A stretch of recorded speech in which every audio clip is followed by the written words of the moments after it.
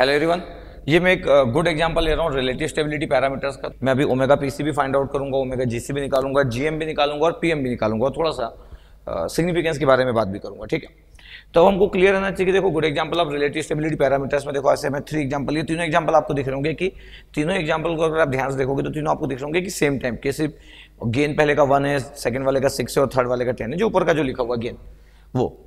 तो अगर मैं बोलूं कि ठीक है 1 बाय 1 बात करते तो सब में कॉमन चीज क्या है, अगर मैं बोलूं कि सब में कॉमन चीज क्या है तो सब में कॉमन चीज है कि सब के सब टाइप 1 सिस्टम, सबके सब क्या है टाइप 1 सिस्टम, और सबका सब जो ऑर्डर है वो कितना है टाइप 1 सिस्टम और ऑर्डर कितना है 3। तो टाइप 1 और ऑर्डर 3 सिस्टम दिख रहा है आपको, टाइप 1 एंड ऑर्डर 3 सिस्टम दिखा, इधर टाइप 1 ऑर्डर 3 सिस्टम है सबके सब। ओके, अब अगर मैं बोल रहा हूं कि देखो फर्स्ट वाले को अगर आपको सॉल्व करना है, जीएचएस की वैल्यू जो है 1/s, s+1 और s+2, this 1/s, s+1, s+2 है। अब अगर मेरे को पता है कि टाइप 1 ऑर्डर 3 सिस्टम है और अगर मेरे को, मैं तो पूरा बता चुका हूं आपको जितने एग्जांपल है, अगर इसको मेरे को ओमेगा पीसी की बात करना है तो मेरे को पता है कि टाइप 1 ऑर्डर 3 सिस्टम की जब भी हम बात करते हैं, ये सिग्मा ए जे ओमेगा है, हमको पता है -90 से स्टार्ट होगा क्योंकि टाइप 1 सिस्टम है, -270 पे एंड होगा। मैं तो बोल भी चुका हूँ कि मेरा फेवरेट है टाइप 1 ऑर्डर 3 सिस्टम, कोई जीरोस नहीं है, कोई कोऑर्डिनेट सिस्टम चेंज नहीं है। तो टाइप 1 ऑर्डर 3 सिस्टम को जब भी हमको ऐसे हैंडल करना है, ये सब लोग बना देते हैं, एग्जाम में भी बना देते हैं, तो अदरवाइज तो पैरेलल लाइन होता है, आप जानते ही हो, सब बता चुका हूँ मैं आपको। तो omega infinite, omega equal to 0 से स्टार्ट हो, ऐसे बना देते हैं। हमको ये भी पता है कि -180 लाइन को ये क्रॉस करके जा रहा है, ये वो पॉइंट है जहाँ पे ओमेगा पीसी एग्जिस्ट करता है। ओके, अब मेरे को पता है -180 को कट करके जा रहा है, तो जीएचएस की वैल्यू अगर कोई मेरे से बोल रहा है कि चलो सॉल्व करो, तो जीएचएस की वैल्यू अगर मैं सॉल्व कर रहा हूँ तो ध्यान रखना, जीएचएस की वैल्यू अगर मैं सॉल्व कर रहा हूँ तो ये आ गया आपके पास 1/s³ + 2 + 1 3s² + 2s। तो GH ऑफ जे ओमेगा की वैल्यू कितना होगा, तो GH ऑफ जे ओमेगा की वैल्यू होगा 1/- j omega cube -3 ω² + 2 j omega, this one. और अगर मैं बोलूँ कि इमेजनरी वैल्यू कितना है, imaginary value GH of j omega equal to 0, तो -ω⁻PC³ + 2 ω⁻PC is equal to 0। तो ω⁻PC की वैल्यू ±√2, नेगेटिव तो होता नहीं है, पॉजिटिव रियल नंबर, तो √2 रेडियन/सेकंड ω⁻PC की वैल्यू, ये ω⁻PC की वैल्यू √2।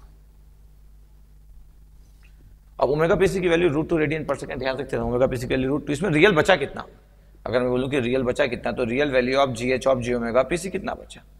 अब ये मॉड तो है नहीं, तो सिंपल अभी वैल्यू, रियल वैल्यू जो बचा 1/-3 ω⁻PC²। अब -1/3 ω⁻PC², ω⁻PC² की वैल्यू कितना हो गया 2, तो -1/6 आ गया ये पॉइंट, दिस पॉइंट इज -1/6। तो ये डिस्टेंस कितना आ गया, मॉड वैल्यू, मैग्नीट्यूड कितना हो गया 1/6 हो गया, दिस इज द 1/6, ये रियल वैल्यू है। देखो इतना आपके पास दिखेगा। अब मैं ω⁻PC भी निकाल लिया, अगर मैं बोलूं कि देखो ये तो आपके पास रियल वैल्यू हो गया, real value of GH of J ω⁻PC, ω⁻PC पे जो आपके पास ओपन लूप ट्रांसफॉर्मेशन की वैल्यू, अगर मैं मॉड कर दूं इसी का मैं मॉड कर देता हूं, तो मॉड करूंगा तो 1/6 निकल जाएगा। तो गेन मार्जिन क्या होता है, रेसिप्रोकल ऑफ दिस मैग्नीट्यूड, तो गेन मार्जिन 6 आ गया, गेन मार्जिन कितना आ गया 6 आ गया। ओके ठीक है, अब मैं बोल रहा हूँ कि देखो जब भी ग्राफिकली गेन मार्जिन की बात करना हो तो जो भी रियल एक्सिस को कट करता है, नेगेटिव रियल एक्सिस को, उस जगह पे जितना डिस्टेंस होता है इसका रेसिप्रोकल गेन मार्जिन, तो गेन मार्जिन आपको दिख रहा है कि 6 है। याद रखना 6 नंबर है, डीबी नहीं, डीबी में 20 log 6 करोगे तो फिर सॉल्व कर लेंगे, 15.56 डीबी के आसपास आ सकता है। ओके, अब देखो फर्स्ट है आपके पास, अभी आपके पास ω⁻PC की वैल्यू √2 रेडियन/सेकंड, गेन मार्जिन की वैल्यू 6 है, देखते रहना बस पूरा, ये जो मैं एग्जांपल लूंगा अच्छी देर तक एक्सप्लेन करते रहूंगा क्योंकि बहुत गुड एग्जांपल है। तो ω⁻PC √2 रेडियन/सेकंड है, गेन मार्जिन की वैल्यू 6 है। सोचो अभी मैं ω⁻GC और फेस मार्जिन के बारे में बात नहीं कर रहा हूं, बट अगर मैं सेकंड एग्जांपल लूं तो सेकंड एग्जांपल में क्या डिफरेंस है, सेकंड एग्जांपल में आपके पास देखो 6 है, तो अगर मैं इसको सॉल्व करूं 1 की जगह अगर 6 हो जाए तो क्या होगा, 1 की जगह 6 हो जाए तो यहाँ 6 होगा, यहाँ पे 6 होगा, क्या इससे कोई फर्क पड़ेगा ω⁻PC की वैल्यू को, नहीं। इस 1 की जगह पे अगर 6 हो जाए या 10 हो जाए तो क्या फर्क पड़ेगा, नहीं। ये तो हम जब इसको फाइंड आउट करोगे और तीनों के तीनों टाइप 1 ऑर्डर 3 सिस्टम है तो फिगर सबका ऐसा होगा। हाँ, डिस्टेंस कम ज्यादा हो सकता है क्योंकि मैग्नीट्यूड पर अलग अलग है। तो ध्यान से देखना आपके पास कि अगर मैं यहां पे बोल रहा हूं कि यहां पे भी ω⁻PC की वैल्यू कितना होगा, तो तीनों ही केस में तीनों ही सेम सिस्टम है, तीनों ही सेम सिस्टम है। इसका मतलब ये हो गया कि जीएचएस में अगर मैं से कोई बोल दे कि K/S, S+1 और S+2 ये, और K पहले वाले एग्जांपल में 1 है, सेकंड एग्जांपल में 6 है और थर्ड एग्जांपल में 10 है। इससे कोई फर्क नहीं पड़ता। ओमेगा पीसी की वैल्यू जब आप निकालोगे और आप बोलोगे कि इमेजिनरी पार्ट जो होना चाहिए 0 होना चाहिए, ओमेगा पीसी √2 रेडियन पर सेकंड है, इसका मतलब के की वैल्यू को कम कर लो ज्यादा कर लो, ओमेगा पीसी के की वैल्यू पे डिपेंड करेगा ही नहीं। तो ओमेगा पीसी की value is not function of के पे डिपेंडेंट नहीं। ठीक है, अब अगर मैं बात करूं कि देखो पहले में 1 था, तो देखो जो मैग्नीट्यूड आया था real value of GH of j omega PC, अगर मैं बोलूं कि देखो GH of j omega PC की वैल्यू, अगर आप ध्यान से देखोगे रियल वैल्यू, तो पहले वाले में आया था आपके पास, पहले वाले में जो अगर मैं ओमेगा पीसी की वैल्यू अगर मैं पुट कर दूं तो -1/6 था। अगर मैं सेकेंड वाले की बात करूं कि real value of GH of j omega PC कितना होगा, तो मेरे को पता है कि ऊपर तो 6 है, तो -6/6 होगा, दैट मीन्स -1 होगा। अगर मैं थर्ड वाले एग्जांपल की बात करूं, third example real value of GH of j omega PC कितना होगा, मॉड तो लगा नहीं रहा हूं मैं, मॉड तो लगा नहीं रहा हूं, तो ये हो गया आपके पास कितना 10, तो -10/6, -10/6 तो -5/3 हो गया ये। अब मेरे को ये पता है कि पहले वाले का जो मैग्नीट्यूड है मॉड वैल्यू अगर मैं कर दूं कि GH of j omega PC का मैग्नीट्यूड कितना है, तो माइनस चला जाएगा, बस इतना ही डिफरेंस है, 1/6 हो जाएगा। सेकेंड वाले में अगर मैं मॉड लगा, माइनस था sorry, GH of j omega PC पे मॉड निकाल रहा हूं तो -1 का मैग्नीट्यूड कितना हो गया 1, और थर्ड वाले में GH of j omega PC का मैग्नीट्यूड अगर फाइंड आउट कर रहा हूं तो मैग्नीट्यूड फाइंड आउट कर रहा हूं तो कितना आ गया 5/3 आ गया। देखो ध्यान से, अब गेन मार्जिन क्या होता है, गेन मार्जिन तो रेसिप्रोकल होता है, तो पहले वाले का आंसर आ गया 6, सेकंड वाले का गेन मार्जिन कितना आ गया, सेकंड वाले का गेन मार्जिन आ गया 1 का रेसिप्रोकल 1 ही होगा, और थर्ड वाले का गेन मार्जिन आ गया 3/5, 3/5 दैट मीन 0.6। तो पहले का आंसर है 6, सेकंड का आंसर है 1 और थर्ड का आंसर है 0.6 है गेन मार्जिन के आंसर लिखे हुए। तो तीनों ही जगह पे गेन मार्जिन जो वो अलग अलग आया क्योंकि तीनों का गेन अलग अलग था ऊपर का। इसका मतलब ये हुआ कि गेन मार्जिन फंक्शन ऑफ के है, तो गेन मार्जिन फंक्शन ऑफ के है, के की वैल्यू पे डिपेंडेंट होगा कि गेन मार्जिन क्या होगा। बट ओमेगा पीसी डिपेंडेंट नहीं था, तो इन तीनों का ओमेगा पीसी सेम है, इन तीनों का face cross of frequency same है, बट तीनों का गेन मार्जिन अलग अलग है। इसका मतलब है ओमेगा पीसी सेम होने से गेन मार्जिन सेम होगा, ऐसा नहीं है। गेन मार्जिन तो उस मैग्नीट्यूड पे डिपेंड करता है जिसका हम लोग बाद में रेसिप्रोकल लेते हैं। तो बहुत ही इंपॉर्टेंट है कि बाहर नंबर क्या लिखा हुआ है, तो ये नंबर चेंज करोगे तो गेन मार्जिन चेंज होगा, बट ये नंबर चेंज होने से ओमेगा पीसी चेंज नहीं होगा। ऐसे करके हम अपने कंसेप्ट क्रिएट करते जा रहे हैं, हम बात करते जा रहे हैं कि किसी को क्या पता होना चाहिए। तो तीनों क्वेश्चन को ओमेगा पीसी पता है, यस, √2 रेडियन पर सेकेंड, 1.414 रेडियन पर सेकेंड। तीनों क्वेश्चन का गेन मार्जिन यस, पहले का 6, दूसरे का 1 और थर्ड का 0.6। ओके, अब अभी हम फाइंड आउट कर लिए। मैं बोल रहा हूं कि तीनों की तीनों में जगह पे जो अगर आपके पास फिगर में बनाते जाओ तो ये 1/6 है, एक में -1 होगा और एक में आपके पास जो होगा वो 5/3 था। ऐसा करके हम बनाते जा रहे हैं, ठीक है। इसलिए मैं एक ही क्वेश्चन का स्टाइल जो लिया वो ऐसा लिया। अब देखो तीनों में ही गेन मार्जिन फाइंड आउट कर चुके हैं, तीनों का ही ओमेगा पीसी निकाल चुके हैं √2 रेडियन पर सेकेंड। अब अगर मैं बोलूं कि चलो मेरे को ओमेगा जीसी की वैल्यू अगर फाइंड आउट करना, ठीक है, इतना तो निकाल लिया हम लोग। अगर मेरे को गेन क्रॉस और फ्रीक्वेंसी की वैल्यू मेरे को फाइंड आउट करना है तो ओमेगा जीसी तो आप जानते हो कि ओमेगा जीसी फाइंड आउट करने वाला जब पार्ट होता है तो थोड़ा सा डिफरेंट इसलिए होता है क्योंकि कैलकुलेशन ज़्यादा होता है। ओमेगा जीसी इसलिए मैं बोला बहुत बार कि एग्जाम में पूछते नहीं क्योंकि कोई ज़्यादा कैलकुलेशन करवाना नहीं चाहता है। अब तो आपके पास प्रोग्रामिंग कैलकुलेटर भी नहीं रहता है। तो अगर मैं ओमेगा जीसी के लिए किसी के बारे में बात करूँ कि ओमेगा जीसी की वैल्यू क्या होगी, तो मैं बोलूँगा कि ठीक है, GH ऑफ एस की जगह जे ओमेगा है, एस की जगह जे ओमेगा, तो GH ऑफ जे ओमेगा की जो मैग्नीट्यूड होता है, GH ऑफ जे ओमेगा का जो मैग्नीट्यूड होता है वो होता है 1 पहले का ले लेता है 1/ओमेगा √ओमेगा² प्लस 1 और ओमेगा² + 4, ये GH ऑफ जे ओमेगा 1/ओमेगा √ओमेगा² प्लस 1 और ओमेगा² प्लस 4, ये आपके पास मैग्नीट्यूड है। ये GH ऑफ जे ओमेगा का मैग्नीट्यूड। अगर मैं बोलूं कि ओमेगा जीसी पे वैल्यू कितना होता है, ओमेगा जीसी पे वैल्यू कितना होता है, तो ओमेगा जीसी पे वैल्यू होगा 1, क्योंकि डेफिनेशन है gain cross of frequency the value of omega eight which magnitude will be 1। तो अगर मैग्नीट्यूड 1 आपके पास यहाँ पे है, ये देखो मैग्नीट्यूड 1, तो अगर मैं बोल रहा हूँ कि देखो 1/ओमेगा जीसी √ओमेगा जीसी² प्लस 1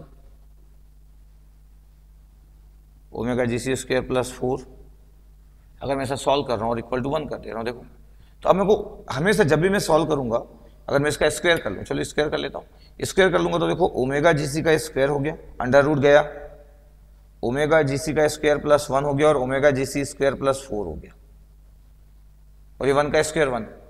अब ओमेगा जीसी के स्क्वायर को x ले लूंगा तो x plus 1 x plus 4 equal to 1, omega G C का square x, omega G C square को x ले लिया, x का मल्टीप्लाई कर रहा हूँ तो ये x क्यूब हो गया, 4 ये x प्लस 4x 5x, तो 5x स्क्वायर हो गया, और 1 इंटू 4 4 तो 4x हो गया, और इधर से एक आ गया -1 तो equal to 0, third order equation बन गया। तो अगर मैं बोलूँ कि देखो इक्वेशंस क्या है, x cube plus 5x square plus 4x minus 1। अब ये थर्ड ऑर्डर इक्वेशन है, कोई बोलेगा कि सर प्रोग्रामिंग कैलकुलेटर से निकल जाएगा, यस। कोई बोलेगा सर वर्चुअल कैलकुलेटर से तो निकलेगा नहीं, यस। वर्चुअल कैलकुलेटर से कैसे निकाल पाओगे? तो फिर किसी का क्वेश्चन ये भी हो सकता है कि सर ये क्वेश्चन कैसे आएगा, तो आजकल ऐसे क्वेश्चन पूछने से पहले 2 बार सोचते हो, क्योंकि प्रोग्रामिंग कैलकुलेटर से निकल सकता है। अब x की 3 वैल्यू निकलेगी, उसको जब अंडर रूट करेंगे तब जाके निकलेगा। तो अगर मैं इसको मेरे पास क्लासरूम में करवाता हूँ, तो अगर मैं इसकी x की वैल्यू की बात करूँ कि पहले क्वेश्चन में x की वैल्यू क्या है आपके पास, तो x equal to -3.91, x equal to -3.91 एक वैल्यू है, एक वैल्यू है 0.198, x की वैल्यू 0.198, और जो थर्ड वैल्यू है वो है -1.28, -1.28। बट मेरे को पता है कि एक्स स्क्वायर, एक्स की वैल्यू ओमेगा जीसी का स्क्वायर, तो omega GC square, omega GC की जो वैल्यू है gain cross frequency under root x है, तो imaginary not possible. Omega GC की वैल्यू अंडर रूट एक्स है, यहाँ से आंसर आएगा एक ओमेगा जीसी का, और ओमेगा जीसी की वैल्यू अंडर रूट एक्स है, तो ये भी पॉसिबल नहीं है क्योंकि ये भी इमेजिनरी आ जाएगा। तो ये कितना है 0.198 का अंडर रूट, जबकि ये तो 0.44 आया, 0.44 रेडियन पर सेकेंड, ध्यान देखते रहना, 0.44 रेडियन पर सेकंड आ गया ओमेगा जीसी की वैल्यू। क्योंकि थर्ड ऑर्डर सिस्टम है, इसलिए मैं बोला कि एग्जाम में क्यों मैक्सिमम क्वेश्चन गेन मार्जिन और फेस क्रॉस और फ्रीक्वेंसी के दिखते हैं, क्योंकि ओमेगा जीसी के लिए अगर ओपन लूप ट्रांसफर फंक्शन को टफ कर दिया तो टफ हो गया, अगर मैं टफ कर दिया तो टफ हो गया बोला। तो ये देखो इस इक्वेशन को सॉल्व करना, तो ऐसा अपने को सोचना है कि ऐसा अगर आपको वर्चुअल कैलकुलेटर से निकालना तो ऐसे निकाल पाओगे कि नहीं, ट्रायल और एरर से ऐसी जरूरत नहीं पड़ती, क्योंकि वैसा वो करवाते नहीं। प्रोग्रामिंग कैलकुलेटर जब था तब तो अपन निकाल लेते थे। अब बोल रहा हूं कि देखो ओमेगा जीसी की वैल्यू 0.44 है, इसका एंगल कितना होगा, इसका जो एंगल है आपके पास, अगर मैं ध्यान से बोलूं कि बेसिक एंगल कितना होगा, GH of J omega, angle कितना है, तो मेरे को पता है कि टाइप 1 सिस्टम है, 1 पोल एट ओरिजिन, तो -90 हो गया, -10 इनवर्स ओमेगा आ गया, और -10 इनवर्स ओमेगा बाई 2 आ गया, -10 इनवर्स ओमेगा बाई 2 आ गया, ठीक है। अब अगर बोल रहा हूं कि ओमेगा जीसी पे एंगल कितना होगा, GH of J omega GC, तो -90 -10 inverse omega GC -10 inverse omega GC by 2, ये तो -90 -10 inverse omega GC -10 inverse omega GC by 2। Omega GC पे मेरे को एंगल चाहिए, तो 0.44 पुट कर दो, देखो कैलकुलेट करके एंगल निकालो।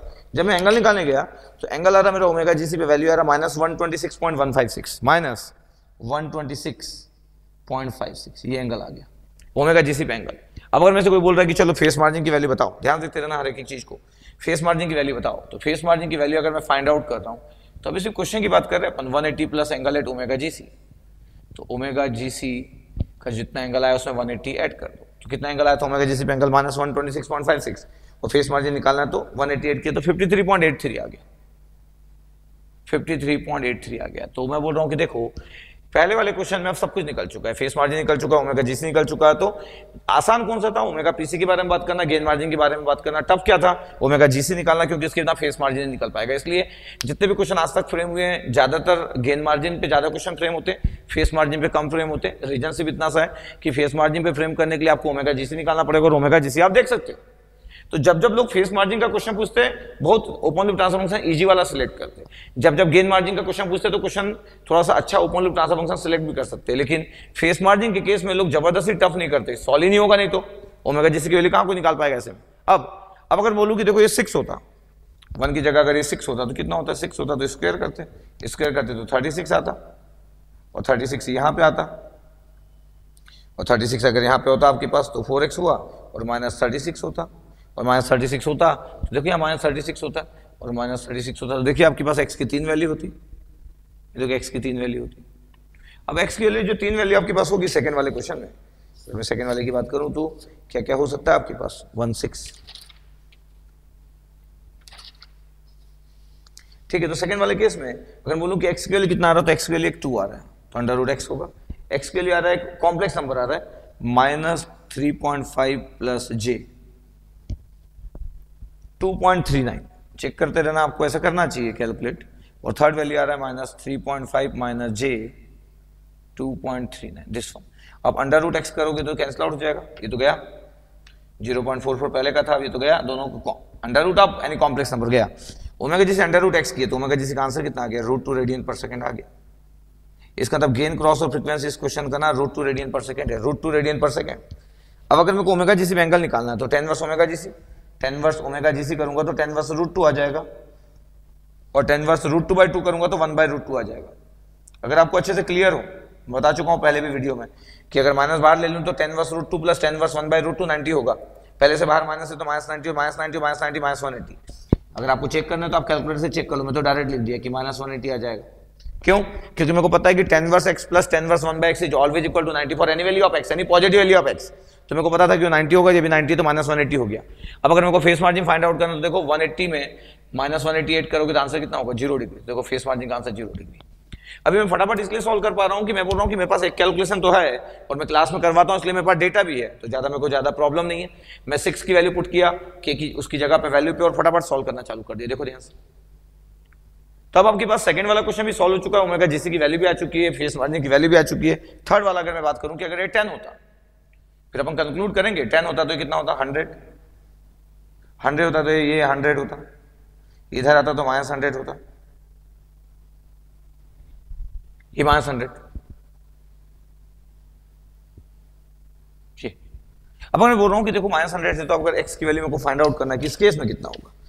इस केस में अगर मैं 10 ले लिया हूं आपके पास तो वैल्यू कितना होगा, x = 3.24 है, 3.24 एक वैल्यू है, 3.24।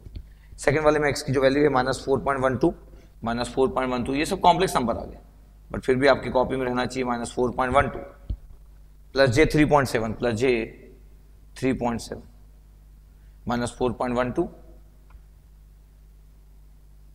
Minus j 3.7। ओके, अब ओमेगा जिस के लिए √x हो गए तो कैंसिल आउट हो गए दोनों। √ इसकी वैल्यू जैसे मैं फाइंड आउट करूंगा तो √ 3.24 निकालोगे तो 1.8 आ जाएगा। तो ओमेगा जिस की वैल्यू देखो सब में आ रहा है। और अगर मैं बोलूं कि 1.8 पे वैल्यू निकालो, देखो 1.8 और 1.8 डिवाइड बाई 2 ना, पहले डिवाइड कर लेना 2 से, 0.9 आ जाएगा। फिर एंगल कितना आएगा वो देखना इंटरेस्टिंग होगा। तो एंगल कितना आ रहा है आपके पास, अगर मैं बोलूं कि ओमेगा जिस पे एंगल कितना आ रहा है, -192.93 -192.93। अब 180 अगर मैं ऐड कर दूं तो कितना होगा, -12.93। अब देखो अभी मैं ज्यादा सिग्निफिकेंस की बात नहीं की, मैं सिर्फ अभी कैलकुलेशन पे बेस्ड रहा हूं। मैं बोला कि देखो ओमेगा जीसी का कैलकुलेशन अच्छा खासा भारी होता है, थर्ड ऑर्डर सिस्टम है, कहां कोई ऐसे इन जनरल निकाल पाएगा। बट फिर अगर अपन ऐसा थर्ड ऑर्डर सिस्टम का क्वेश्चन नहीं लेंगे तो कंसेप्ट ही नहीं बन पाएगा। फिर मैं हाफ बात तो करूंगा नहीं, मैं तो ऐसा तो बात करने में मजा आएगा नहीं कि मैं बोलूंगा कि चलो ओमेगा पीसी की बात करते और जीएम की बात करते, ओमेगा जीसी की बात नहीं करेंगे और फेस मार्जिन की बात नहीं करेंगे। क्यों? क्योंकि थर्ड ऑर्डर सिस्टम है तो अब आप निकाल नहीं पाओगे, और जब निकाल नहीं पाओगे तो बात करने की नीड नहीं है। ऐसा बोलना अच्छा नहीं है। इसलिए मेरे पास क्लासरूम में जब मैं कराता हूं तो मेरे पास डेटा रहते हैं, सब लोग सॉल्व करते हैं कैलकुलेटर से, तो वो डेटा मैं यूज कर ले रहा हूं आपके लिए। तो आपका थोड़ा सा काम फास्ट हो जा रहा है, आपको सॉल्व नहीं करना पड़ रहा है, आपके लिए मैं जो डेटा यूज कर रहा हूं वो डेटा से आपका काम हो जा रहा है। ओके, अब देखो मैं बोल रहा हूं कि रिलेटिव स्टेबिलिटी पैरामीटर मेरे को फाइंड आउट करना, तो ओमेगा पीसी पता है, ओमेगा जीसी पता है, जीएम पता है, पीएम पता है, सब तो निकाल लिया अपन, लेकिन कुछ कंक्लूड नहीं किए। अभी देखना कंक्लूड कैसे करूंगा। तो अगर मैं बोल रहा हूं कि यहाँ पे एक ओपन लूप ट्रांसफर फंक्शन है, ये ओपन लूप ट्रांसफर फंक्शन, ठीक है, उसके बाद ओमेगा पीसी की वैल्यू रेडियन पर सेकेंड, ओमेगा जीसी की वैल्यू रेडियन पर सेकेंड, फिर जीएम और फिर फेस मार्जिन। और अब सबसे इंपॉर्टेंट हम बात करने वाले हैं स्टेबिलिटी ऑफ सीएलटीएफ,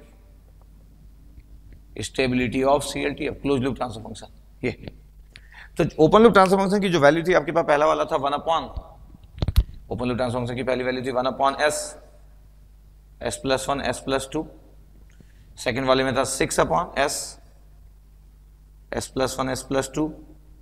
थर्ड वाले में था 10/s, s+1 s+2। ठीक है, ओमेगा पीसी की वैल्यू √2 रेडियन पर सेकेंड था, तीनों में √2 रेडियन पर सेकेंड। ओमेगा जीसी की वैल्यू की अगर मैं बात करूं तो ओमेगा जीसी अलग अलग था। ओमेगा जीसी की वैल्यू सेकंड वाले में √2 था, सेकंड वाले में 0.44 रेडियन पर सेकंड था, और थर्ड वाले में 1.8 रेडियन पर सेकंड था। अगर मैं गेन मार्जिन की बात करूं कि गेन मार्जिन कितना था आपके पास, तो पहले वाले में गेन मार्जिन की वैल्यू 6 था, सेकंड में गेन मार्जिन की वैल्यू जो था आपके पास वो 1 था, और थर्ड में गेन मार्जिन की वैल्यू 0.6 था। मैं डीबी में भी फाइंड आउट कर सकता हूँ, थोड़ा सा क्लियर रहना चाहिए जब आप डीबी फाइंड आउट करते हो तो। ठीक है, फेस मार्जिन की बात करूं तो यहाँ पे 0 डिग्री था, यहाँ पे माइनस 12.93 था, ये 53.84 ये। अब पता आपके पास, अगर मैं बोल रहा हूँ कि 20 log 6 कितना होता है, डीबी में लिख लेता हूँ 20 log 6 15.56 डीबी, बोला भी एक दो बार में। 20 log 1 कितना होगा, तो 20 log 1 की वैल्यू 0 डीबी, और 20 log 0.6 वैल्यू नेगेटिव, 20 log 0.6 की वैल्यू माइनस 4.436 माइनस 4.436 डीबी। सब वैल्यू तो याद रखूंगा नहीं। अब आपके पास क्या है कि अगर मैं बोल रहा हूं कि देखो ये पूरी वैल्यूज निकाल ली है, तो कैलकुलेशन था।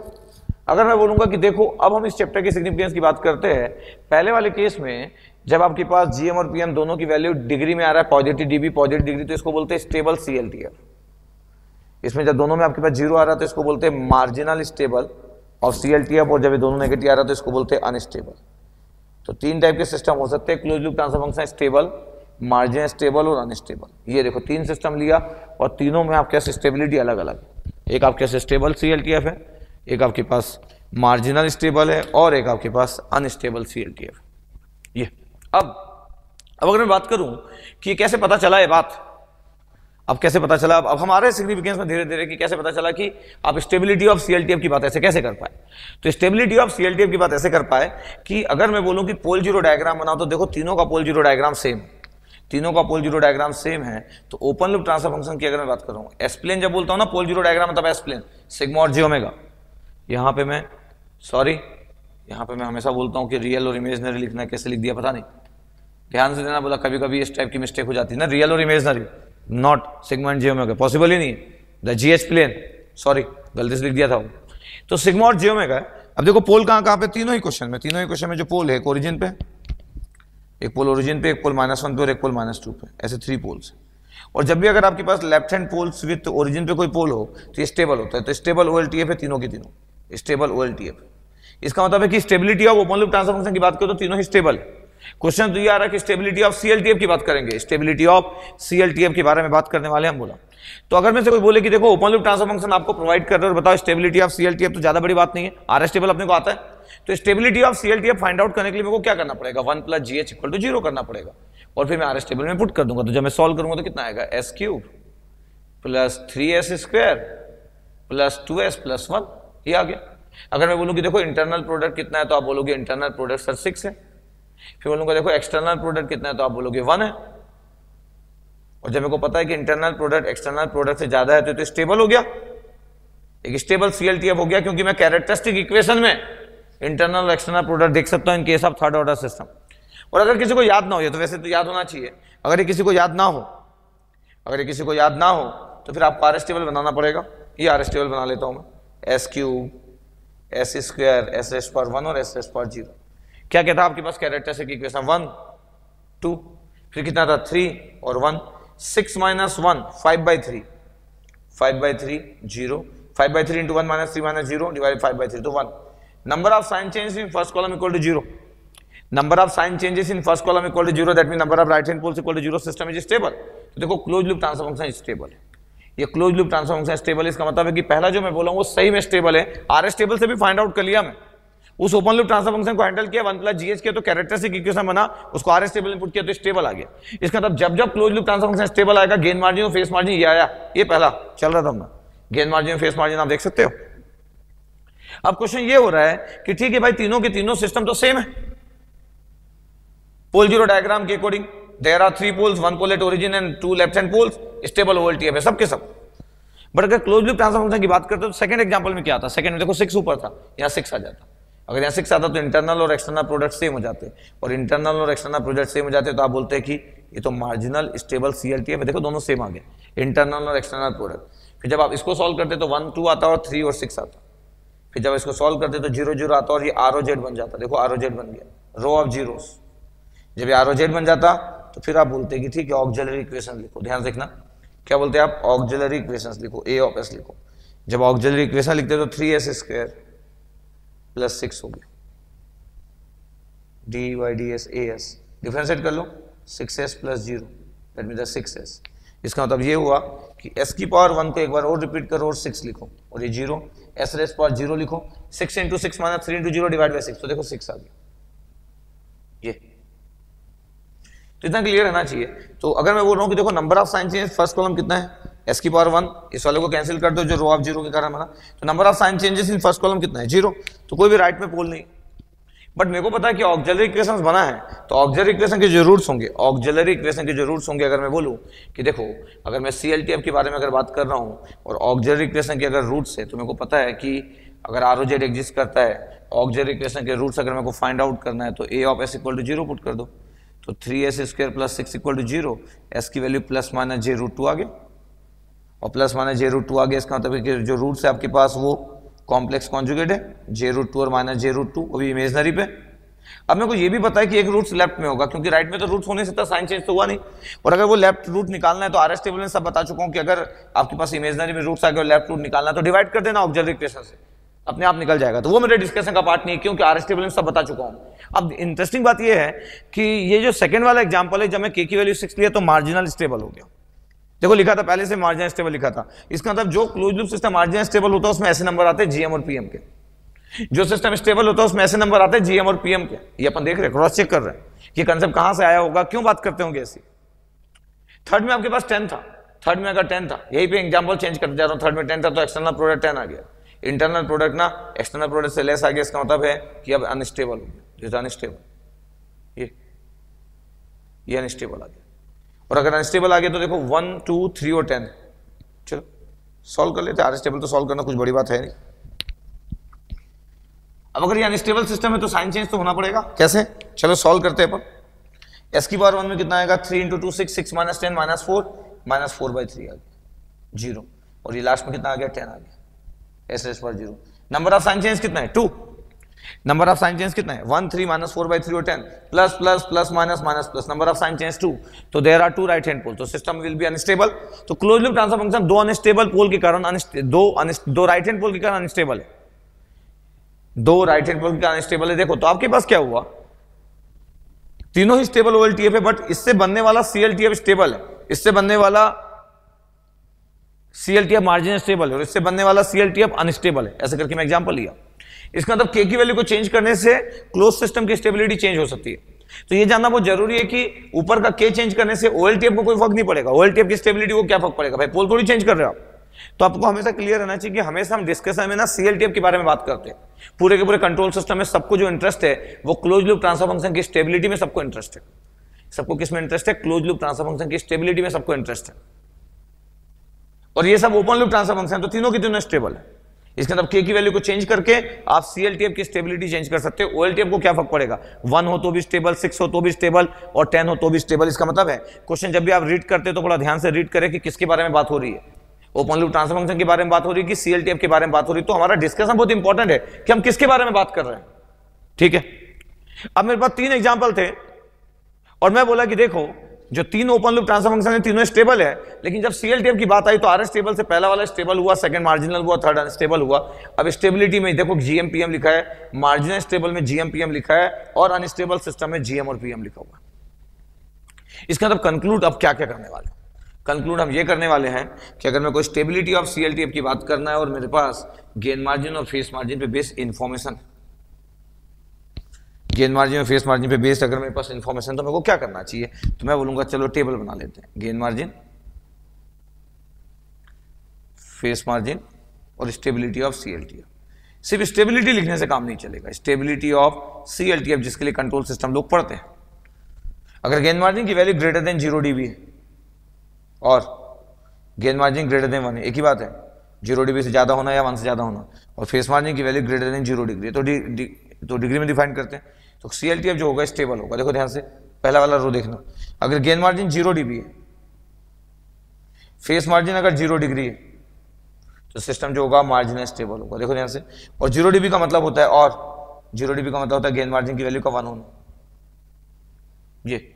और अगर मैं बोल दूं कि देखो गेन मार्जिन की वैल्यू लेस देन 0 dB और गेन मार्जिन की वैल्यू लेस देन 1 है, जो नंबर 0 dB से कम होगा उसका नंबर 1 से कम होगा, फेस मार्जिन की वैल्यू लेस देन 0 डिग्री, तो सिस्टम जो होगा वो अनस्टेबल होगा। देखो अनस्टेबल होगा। ऐसा करके अब मैं कंक्लूजन चालू किया कि GM और PM जो होता है वो स्टेबिलिटी डिस्क्राइब करते हैं CLTF की। ओपन लूप ट्रांसफर फंक्शन की स्टेबिलिटी नहीं यार, वो तो वैसे भी हमको पता है कि तीनों पोल लेफ्ट साइड में है, इंक्लूडिंग ओरिजिन। तो अब देखो आपके पास CLTF की जो हमको पहले से पता था स्टेबल है, हम सॉल्व कर लिए RS टेबल से, बाद में कंक्लूड किया तो हमको पता चला कि जो स्टेबल सिस्टम होता है उसका GM ग्रेटर देन 0 डिग्री होता है, face margin greater than 0 degree होता है। जब जब आप 0 बोलते हो तो dB and degree, dB and degree, dB and degree, लेकिन नंबर वाइज बात करेंगे तो गेन मार्जिन ग्रेटर देन 1 और phase margin greater than 0। Gain margin equal to 1, phase margin equal to 0 degree. तो पता होना चाहिए कि dB बात हो रही है कि नंबर वाइज बात हो रही है, बहुत ही इंपॉर्टेंट है। तो अब आपको पता चला कि 3 सिस्टम में जानबूझ के लिया, तीनों ही स्टेबल OLTF के एग्जांपल है, लेकिन जब क्लोज सिस्टम की बारी आई, RS टेबल को आप सॉल्व किए जो पहले से हम जानते हैं, उससे पता चला कि अच्छा एक स्टेबल सिस्टम है, एक मार्जिनल है और एक अनस्टेबल है, इसलिए अपन प्रॉपर्टी भी लिख लिए, ये पूरा प्रॉपर्टी भी लिख लिया। ओके, अब अगर मैं बोलूं कि देखो ध्यान से अगर आप टेबल को देखें, टेबल देखना ध्यान से, जो पूरा टेबल बना हुआ उस टेबल को अगर हम ध्यान देख रहे हैं तो देखो ओमेगा PC की वैल्यू क्या है, ओमेगा GC की वैल्यू क्या है, सबके बारे में अगर हम बात करें तो हमको दिखेगा कुछ कुछ पॉइंट्स। ठीक है, तो सब तो हम कैलकुलेट कर चुके हैं, पूरा हमारे पास आ चुका है। ये इंपॉर्टेंट डिस्कशन आ गया कि स्टेबिलिटी ऑफ CLTF के लिए क्या क्या चीज मैटर करती है, क्या क्या चीज हम फाइंड आउट करते हैं, सब तो अपन लिख लिए। उस टेबल में एक इंटरेस्टिंग बात है, उस टेबल में एक इंटरेस्टिंग बात है, देखो ओमेगा PC की वैल्यू सेम है, ओमेगा PC की वैल्यू सेम है, बाकी सब नंबर चेंज है। मतलब पहले कॉलम में आपके पास पहले रो में जो वैल्यू है सेकंड रो में नहीं है, थर्ड में नहीं है, क्योंकि सिर्फ ओमेगा PC की वैल्यू सेम है, बाकी सब कुछ चेंज है। इसका मतलब ये हुआ कि अगर मेरे को कोई बोले कि एक ओपन लूप ट्रांसफर फंक्शन है K/S, S+1, S+2, हम K को चेंज कर रहे हैं तो किसको फर्क पड़ेगा? तो मैं बोलूंगा कि ओमेगा PC को कोई फर्क नहीं पड़ेगा, ओमेगा PC में नो चेंज, नो चेंज। लेकिन ओमेगा GC की बात करूंगा तो उसमें चेंज आ जाएगा, गेन मार्जिन की बात करूंगा तो उसमें भी चेंज आ जाएगा, फेस मार्जिन की बात करूंगा तो उसमें भी चेंज आ जाएगा। इसका मतलब है कि सिर्फ ओमेगा PC को छोड़ के बाकी सबको गेन की वैल्यू से फर्क पड़ता है। इसका मतलब अगर मैं K को चेंज कर रहा हूं तो सबका अलग अलग है। इसमें K की इसमें जो K लिखा हूं 1, ये 6 और 10 है, K की वैल्यू चेंज करते जा रहा हूं तो ओमेगा PC सेम है, नो चेंज, बाकी सब कुछ चेंज है, 0.44 √2 1.8 6 1.6 सब कुछ चेंज होते जा रहा है, देख सकते हो आप ध्यान से। तो इसमें इंटरेस्टिंग बात है, ये इंपॉर्टेंट चीज है, ये इंपॉर्टेंट चीज है बोला कि K की वैल्यू चेंज करने से किसको फर्क पड़ा। अब हमारे पास एक इंपॉर्टेंट पॉइंट होता है, क्या इंपॉर्टेंट पॉइंट होता है कि जब सिस्टम स्टेबल था तो ओमेगा PC की वैल्यू √2 1.414 किसके लिए स्मॉल है? ओमेगा GC की वैल्यू स्मॉल है, ओमेगा PC तो सेम था, फिर ओमेगा GC को बढ़ा के हम लोग, क्योंकि गेन बढ़ा लिए हम लोग, ओमेगा GC को बढ़ा के √2 ले लिए, बराबर ला लिए तो सिस्टम मार्जिन स्टेबल हो गया, और जब इससे भी ज्यादा कर लिए तो सिस्टम अनस्टेबल हो गया। तो अगर आपको 3 की पॉइंट लिखना है, 3 की पॉइंट इस टेबल पे based, if gain cross of frequency occurs earlier than phase cross of frequency, if gain cross of frequency occurs earlier than phase cross of frequency, then system will be stable। जब मैं बोलता हूं ना system will be stable तो बहुत अच्छे से clear होना चाहिए कंट्रोल सिस्टम पढ़ने वाले स्टूडेंट को, क्या system? CLTF, everyone discuss about CLTF, clear रहना चाहिए। By default we consider close loop transfer function. तो टर्मिनोलॉजी बहुत इंपॉर्टेंट है कि हम कब क्या कैसी बात कर पा रहे हैं। तो जब मैं बोल रहा हूं ना कि if gain cross of frequency occurs earlier than phase cross of frequency, then system will be stable, CLTF will be stable. If gain cross of frequency and phase cross of frequency occurs simultaneously, then system will be marginal stable. देखो marginal stable होगा। और अगर मैं बोल दूं कि if phase cross of frequency occurs earlier than gain cross of frequency, then system will be unstable. तो हमको क्लियर रहना चाहिए कि जब जब ओमेगा GC की वैल्यू कम होगी ओमेगा PC से, सिस्टम स्टेबल होगा। कौन सा? CLTF। जब दोनों बराबर होंगे omega GC equal to omega PC, margin stable होगा, और जब ओमेगा PC की वैल्यू कम आ जाएगी ओमेगा GC से तो सिस्टम अनस्टेबल होगा। ये भी बहुत इंपॉर्टेंट है, ये भी बहुत इंपॉर्टेंट है। बोला कि ओमेगा GC ओमेगा PC की वैल्यूज जैसे हम लिख रहे हैं, जैसे हम बात कर रहे हैं, देखो ये कितना इंपॉर्टेंट है, ये भूलना नहीं है अपने को कि गेन क्रॉस ऑफ फ्रीक्वेंसी की वैल्यू अगर जल्दी अगर वो अकर्स हो रहा है तो if gain cross of frequency occurs earlier than phase cross of frequency, then system will be stable. कई बार लोगों को डाउट आ जाता है, तो धीरे धीरे अपन इस डाउट को भी और क्लियर करेंगे कि अगर मैं 2 महीने 3 महीने 4 महीने 6 महीने नहीं पढ़ा हूं तो फिर हम कैसे होल्ड कर पाएंगे कि ये जो कंसेप्ट है ओमेगा GC का वैल्यू ओमेगा PC से कम होना, ये स्टेबल होता है कि अनस्टेबल होता है। चलो मार्जिनल तो आप याद कर लोगे कि omega GC equal to omega PC, that mean the system will be margin stable. लेकिन कौन किससे कम होगा ये कैसे याद रखोगे? तो आपको कंसेप्ट क्रिएट करना पड़ेगा, नहीं तो ऐसे करके तो चीजें भूलना चालू हो जाओगे आप। फिर आपसे कोई रैंडमली किसी दिन पूछ लिया कि कौन कम कौन ज्यादा, तो पता नहीं चलेगा। तो अपन बात करेंगे, टेबल बहुत इंपॉर्टेंट है जिसमें पूरे रिजल्ट लिखे हुए। और अब हम जिस तरीके से पढ़ रहे हैं उसमें बहुत ही इंपॉर्टेंट है कि कोई अगर हमसे पूछ रहा है कि हम स्टेबिलिटी की किसकी बात कर रहे हैं एक पोलर प्लॉट में, तो स्टेबिलिटी ऑफ CLTF के बारे में बात कर रहे हैं। ओपन लूप ट्रांसफर फंक्शन की स्टेबिलिटी के बारे में क्यों बात करेंगे भाई? उसके तो ऑलरेडी पोल्स पता है आपको, एक ओरिजिन पे, एक -1 पे, एक -2 पे। फिर मैं गुड कंसेप्ट की बात किया कि देखो k upon S, S plus one, S plus two है, k की वैल्यू को चेंज करेंगे तो omega PC will not change and all remaining parameters will change. देखो लिखा हुआ। अब अगर मैं बात करूं कि देखो पहले वाला सिस्टम जो था आपके पास वो 1 था, और पहले वाले में देखो गेन मार्जिन की वैल्यू कितना है, पहले वाले में देखो गेन मार्जिन की वैल्यू कितना है, 6। पहले वाले सिस्टम जो दिख रहा है उसमें गेन मार्जिन 6 है, सेकंड वाले में गेन मार्जिन की वैल्यू 1 है, और थर्ड वाले में गेन मार्जिन की वैल्यू 0.6 है।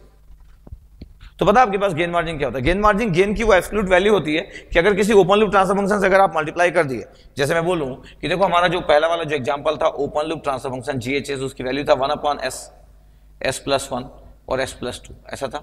अगर मैं बोलूं कि CLTF के बारे में क्या जानते हो तो आप बोलोगे स्टेबल है सर, ये तो स्टेबल, ठीक है। इसका गेन मार्जिन कितना था तो आप बोलोगे सर ये तो 6 था गेन मार्जिन, ठीक है। अगर मैं बोलूंगा कि new open loop transfer function बनाओ और गेन मार्जिन को मल्टीप्लाई कर दो previous one open loop transfer function GHS में, चलो तो गेन मार्जिन को मल्टीप्लाई किया 6 को, तो 6 upon S, S plus 1, S plus 2, देखो तो एक new modified open loop transfer function बन गया। अब 6 upon S, S plus 1, S plus 2 तो सेकंड वाला क्वेश्चन बन गया, और ये आपके पास मार्जिनल स्टेबल था। इसका मतलब है कि अब CLTF क्या हो गया, मार्जिनल स्टेबल हो गया। इसका मतलब है कि गेन मार्जिन ना गेन की वो एब्सोल्यूट मिनिमम वैल्यू है जिसके कारण अगर उस वैल्यूज को अगर आप उस गेन को मल्टीप्लाई कर दो किसी ओपन लूप ट्रांसफर फंक्शन में, तो किसी भी सिस्टम को चाहे वो स्टेबल हो चाहे वो अनस्टेबल हो, वो मार्जिनल स्टेबल में कन्वर्ट कर देता है। देखो ध्यान से, इसका मतलब ये हुआ कि यहाँ पे ना आपके पास यहाँ पे ये -1/6 है, ये आपके पास गेन मार्जिन की वैल्यू 6 है। अगर यहाँ पे एक पॉइंट है सपोज करो -1, जिसके बारे में बात होने वाली है अब, -1 + J0, ये -1 + J0, ये। तो अगर मैं बोल रहा हूँ कि देखो -1 + J0 अगर आपके पास ये वैल्यू है, अगर आपके पास अगर मैं इसको मल्टीप्लाई कर दूं 6 से, किससे मल्टीप्लाई कर दूं, 6 से मल्टीप्लाई कर दूं, तो ये सेकंड वाला क्वेश्चन बन जाएगा। पता तो इसके बीच का जो मार्जिन होता है, अगर मैं बोलूं कि इसके बीच में जो आपके पास दिख रहा है ये मार्जिन होता है, दिस रिप्रेजेंट द मार्जिन, ये क्यों? क्योंकि अगर ये ए पॉइंट जो है, ये ए पॉइंट अगर इस जगह पे पहुंच गया, इसका मतलब ये जो पॉइंट है ना -1/6, ये जगह पे कब पहुंचेगा, जब आप गेन को 6 से मल्टीप्लाई करोगे। तो जब 6 से मल्टीप्लाई करोगे, सोचो 1/6 को अगर 6 से मल्टीप्लाई करोगे तो क्या बन जाएगा, 1/6 को 6 से मल्टीप्लाई करोगे 1 बन जाएगा, मतलब ये वाला पॉइंट यहां पहुंच जाएगा, ए वाला पॉइंट। तो मैं बोला कि देखो अगर आपके पास 1 था, सिस्टम स्टेबल था, अगर आप गेन मार्जिन को मल्टीप्लाई कर दोगे original open loop transfer function के साथ, तो ये 6 अपॉन ये आ गया और ये मार्जिनल स्टेबल है। इसका मतलब है कि गेन मार्जिन गेन की वो मार्जिन वैल्यू है। तो गेन मार्जिन में मार्जिन क्या होता है, ये मार्जिन होता है। कितने मार्जिन से जो सिस्टम है आपके पास वो क्रिटिकल स्टेबल हो सकता है, मार्जिनल स्टेबल हो सकता है, कितनी वैल्यूज थे। तो गेन की वैल्यू आप बढ़ाते गए, 6 से मल्टीप्लाई कर दिए, पहले 1 था, बढ़ाते बढ़ाते गए तो ये पोलर प्लॉट ना लेफ्ट शिफ्ट होगा और यहां पे पहुंच जाएगा। इसका मतलब है कि गेन मार्जिन गेन की वो एब्सोल्यूट मिनिमम मार्जिन वैल्यू है जिसके कारण एक स्टेबल सिस्टम या unstable system marginal stable system में कन्वर्ट हो जाता है। तो ये मार्जिन वैल्यू, देखो ध्यान से, ये तो जस्ट आपको आइडिया होना चाहिए कि मीनिंग ऑफ गेन मार्जिन क्या होता है, ठीक है। ये GHS की वैल्यू आपके पास था। अगर मैं बोलूं कि ठीक है, अगर ये GHS की वैल्यू थर्ड वाले एग्जांपल में अगर मैं बात करूं कि देखो थर्ड वाला एग्जांपल जो था वो 10 अपॉन एस, एस प्लस 1 और एस प्लस 2 था, ये थर्ड वाला एग्जांपल। उसमें अगर मैं बोलूं कि CLTF क्या था, तो CLTF तो अनस्टेबल था, CLTF तो अनस्टेबल था। गेन मार्जिन की वैल्यू कितना था, 0.6 था, गेन मार्जिन तो 0.6 था, यस। अगर मैं बोलूं कि modified open loop transfer function बनाओ, तो ये जो ओपन लूप ट्रांसफर फंक्शन है इसमें मैं गेन मार्जिन को मल्टीप्लाई कर दूंगा, GHS की वैल्यू को मल्टीप्लाई कर दूंगा इन गेन, और ये गेन मार्जिन जैसे मैं 0.6 का मल्टीप्लाई करूंगा 10 में तो 6 बन जाएगा, 6 upon S, S plus 1, S plus 2। अब धीरे धीरे कंसेप्चुअल होते जा रहा है चीजें। इसका मतलब ये है कि मेरे को पता है मार्जिनल है, इस सिस्टम का जो गेन मार्जिन आएगा अगर मैं इससे मल्टीप्लाई करूंगा इसको, इस सिस्टम को, ये बन जाएगा। इस वाले सिस्टम का जो गेन मार्जिन आएगा अगर इससे मल्टीप्लाई करूंगा तो ये बन जाएगा। इसका मतलब है कि स्टेबल सिस्टम से कितना मार्जिन का कितने गेन का मल्टीप्लाई करने से जो मार्जिनल स्टेबल सिस्टम बन रहा है उसको बोलते हैं गेन मार्जिन। यहां पे आपके पास किस वैल्यू से मल्टीप्लाई करने से एक unstable system marginal stable system में कन्वर्ट हो रहा है उसको बोलते हैं गेन मार्जिन। इसमें 0.6 चाहिए और इसमें 6 चाहिए, ये देखो।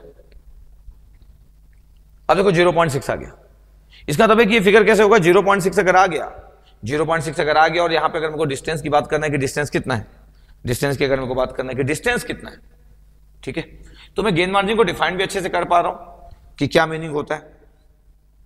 अब हमको पता है कि अगर मैं फिगर ऐसा ड्रॉ कर रहा हूं रियल और इमेजनरी, अब आपको पता है ये 90 कहां, -90 कहां होता है, -120 कहां होता है, -270 कहां होता है, ये सब आपको पता है। दिस वन, ये जो डिस्टेंस है ना, ये वाला, ये ओमेगा पी सी √2 रेडियन पर सेकेंड। ये जो पॉइंट्स है -5/3, ये जो डिस्टेंस था ये 5/3। ये अगर डिस्टेंस 5/3 है तो अंदर किसी जगह पे पॉइंट्स होगा -1 + j0, -1 + j0। अब अगर मैं बोलूं कि देखो -1 + j0 तो अब कम वैल्यू है, तो जितना है मार्जिन है ना, जितना है मार्जिन, ये जो मार्जिन, अब क्या होगा पता आपके पास, अब ऑलरेडी आपके पास गेन की वैल्यू ज्यादा है, अब आपको कम करना पड़ेगा, तब जाके इधर शिफ्ट होगा। जब ज्यादा बढ़ाते तो इधर शिफ्ट होता है। तो देखो अब ये जो मार्जिन है आपके पास, अगर यहाँ तक पहुंचना है, इस पॉइंट को, ए पॉइंट को इस पॉइंट तक पहुंचना है, तो आपको गेन मार्जिन की वैल्यू मल्टीप्लाई करना पड़ेगा। पता है इस केस में गेन मार्जिन की वैल्यू कितना है, 1 से कम है। रेसिप्रोकल 5/3 का 3/5 होता है, 0.6 होता है। इसके अंदर जब मैं 0.6 से मल्टीप्लाई करूंगा तो ये वाला जो पॉइंट है शिफ्ट होकर यहाँ पहुंच जाएगा। इसका मतलब इस जगह पे जब है, ए पॉइंट पे जब है, तो कहाँ पे अनस्टेबल सिस्टम है। पता है हमको तो अनस्टेबल सिस्टम, हम तो पढ़ रहे थर्ड वाला अनस्टेबल है, लेकिन जब ये इस पॉइंट पे पहुंच जाएगा तो मार्जिन स्टेबल सिस्टम बन जाएगा, क्योंकि आप गेन मार्जिन को जब मल्टीप्लाई करोगे 0.6 से, तो जो था आपके पास जो रिजल्ट था सेकंड वाले क्वेश्चन में कन्वर्ट हो जाएगा और ये सिस्टम मार्जिन हो जाएगा। इसका मतलब ये हुआ कि गेन मार्जिन वो गेन की वो एब्सोल्यूट मिनिमम वैल्यू है जिसके कारण ये अनस्टेबल सिस्टम एक मार्जिनल स्टेबल सिस्टम में कन्वर्ट हो जाएगा, या इसके पहले वाला जो सिस्टम था वो स्टेबल था, वो एक मार्जिनल स्टेबल सिस्टम में कन्वर्ट हो गया। तो गेन मार्जिन आपको ये प्रॉपर स्पेसिफाई करता है कि stable system, marginal stable system बनने के लिए कितना गेन मल्टीप्लाई करोगे, गेन मार्जिन होता है। एक अनस्टेबल सिस्टम को किस फैक्टर से मल्टीप्लाई करोगे कि मार्जिनल स्टेबल सिस्टम बने, जो फैक्टर है, जो गेन है, वही गेन मार्जिन है। ये प्रॉपर मार्जिन है जो कि इसको रिप्रेजेंट कर रहा है, -1 + j0, ये वाला जो पॉइंट्स है, ये वाला जो पॉइंट्स है, इस वाले पॉइंट को रिप्रेजेंट कर रहा है, इतना चाहिए। तो इस बार गेन की वैल्यू ना, गेन मार्जिन की वैल्यू 1 से कम। तो जब गेन मार्जिन की वैल्यू 1 से कम है, जब मल्टीप्लाई करोगे तो इधर शिफ्ट होगा। जब आप गेन मार्जिन 1 से ज्यादा मल्टीप्लाई करते तो इधर शिफ्ट होता है। अगर मैं बोलूं कि सर, अगर मेरे से कोई बोले कि सर सेकंड वाले में क्या है, फिर बताओ। सेकंड वाले में जीएचएस की जो वैल्यू है, कितना है जीएचएस की वैल्यू, 6/6 s+1 s+2। कोई मेरे से बोले कि सर गेन मार्जिन की वैल्यू इस क्वेश्चन में कितना है, 1 है, तो मैं ओपन लूप ट्रांसफर फंक्शंस की वैल्यू कितना बोलूंगा, modified open loop transfer function GHS into gain margin. अब गेन मार्जिन का 1 का मल्टीप्लाई करूंगा तो क्या चेंज होगा, नहीं, 6/s, s+1 और s+2। इसका मतलब जब गेन मार्जिन की वैल्यू 1 होगी, इसका मतलब है कि उसमें कुछ चेंज की जरूरत ही नहीं है। क्यों? क्योंकि वो ऑलरेडी ना क्रिटिकल पॉइंट पे ही है। अगर -1 पे अगर आपके पास पहले से अगर रखा हुआ है, इसका मतलब है कि ये पॉइंट्स ऑलरेडी -1 वाला पॉइंट्स है। इसका मतलब है कि आप 1 से मल्टीप्लाई करोगे तो पॉइंट शिफ्ट नहीं होगा, और ये तभी होगा जब आपके पास गेन मार्जिन की जो वैल्यू होती है, अगर मैं ध्यान से देखूं तो गेन मार्जिन की वैल्यू जो होता है हमारे पास 1 होता है, तभी होता है सब। तो गेन मार्जिन की वैल्यू 1 है, इसका मतलब है कि ना उसमें गेन कम है ना गेन कम ज्यादा है। वो एक मार्जिनल स्टेबल सिस्टम का केस है जिसमें गेन मार्जिन की वैल्यू कम होती है। अगर कम है तो ज्यादा करो, ज्यादा है तो कम करो।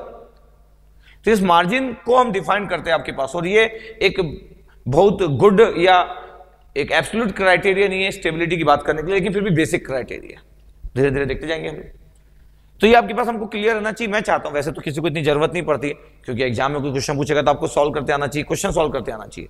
बट कोई अगर पूछ लिया कि what do mean by gain margin, where margin is this, what is the margin in terminology of gain margin, तो जस्ट आपको क्लियर रहना चाहिए कि ये जो मार्जिन वाला पार्ट है उसको कैसे हैंडल करेंगे। इस मार्जिन वाले पार्ट को कैसे आप हैंडल करोगे, बहुत ही इंपॉर्टेंट है। ठीक है, ओके। अब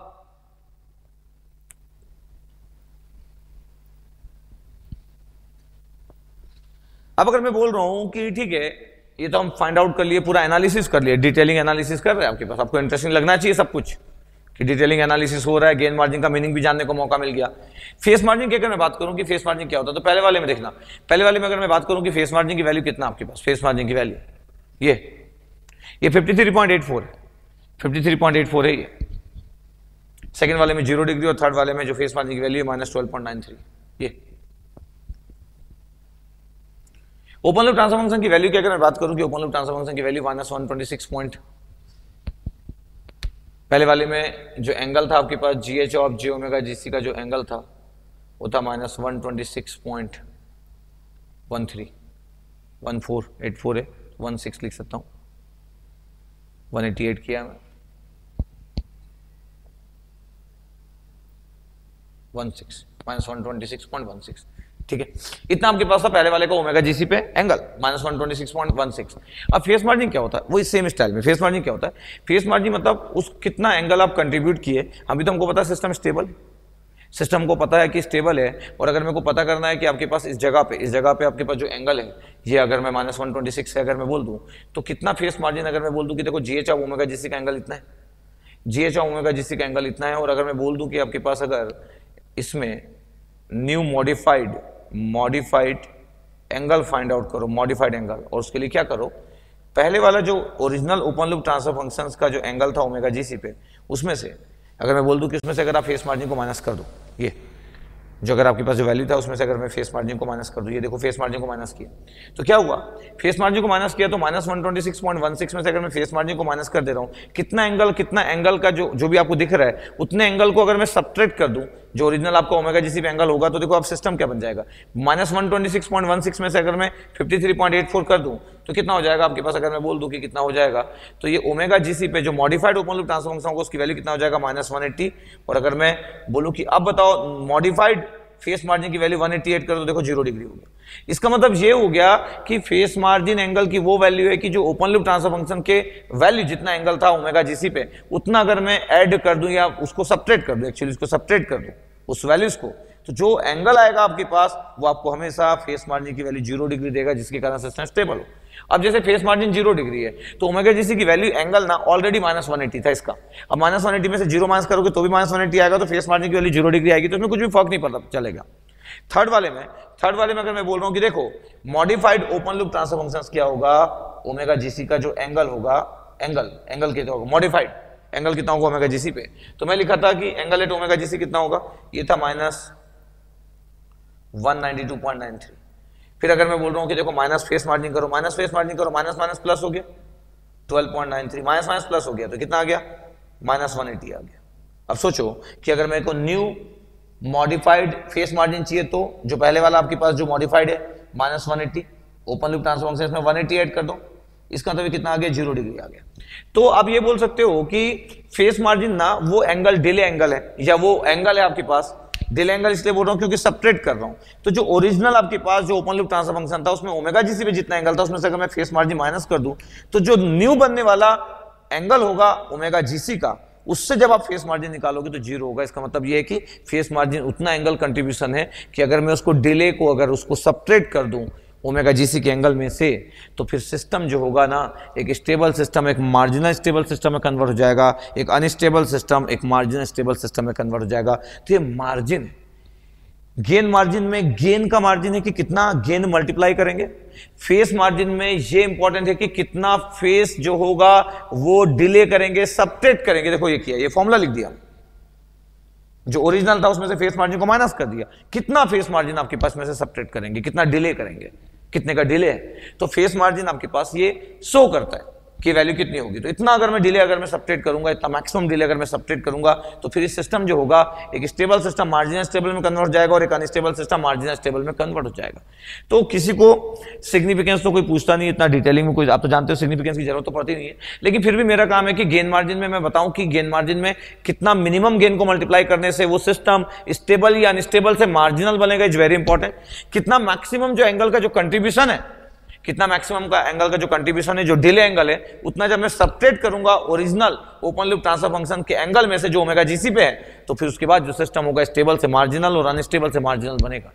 तो ये है एंगल फेस मार्जिन, और गेन मार्जिन में वो था गेन, दोनों ही मार्जिन, जिससे कि एक स्टेबल और एक अनस्टेबल सिस्टम से मार्जिनल स्टेबल सिस्टम करने के लिए कितना डिले एंगल का कंट्रीब्यूशन आप ऐड करते हो या पूरा का पूरा जो फेस मार्जिन उसको सब्ट्रैक्ट करते हो, तो इसको बोलते हैं मार्जिन। ठीक है, तो ये एकदम एग्जैक्ट क्राइटेरिया नहीं है स्टेबिलिटी का, लेकिन फिर भी हम बोलते हैं कि we can determine the stability of CLT by using gain margin and phase margin. ऐसा लोग बोलते हैं। क्या बोलते हैं लोग कि अगर सिस्टम स्टेबल होगा तो GM PM दोनों ग्रेटर देन 0, सिस्टम अगर मार्जिन स्टेबल होगा तो दोनों 0, और सिस्टम अगर अनस्टेबल होगा तो दोनों की वैल्यू लेस देन 0। जब मैं 0 0 बोलता हूं तो DB DB DB degree degree degree, तो क्लियर रहना चाहिए। बट अगर बहुत गुड क्वेश्चन की बात करूं आपके पास कुछ, मैं गुड क्वेश्चन को अगर लूं तो फिर इतना आसान नहीं रहता है, इतने आसान तरीके से कि इतनी इजीली हम डिफाइन कर सके। बट जो एग्जाम का पैटर्न आ सके, जो एग्जाम के जो क्वेश्चन आज तक पूछे गए, उन क्वेश्चन का लेवल इतना कभी नहीं बढ़ा कि आपको कोई परेशान कर दे और इस कंसेप्ट को बाहर निकल जाए।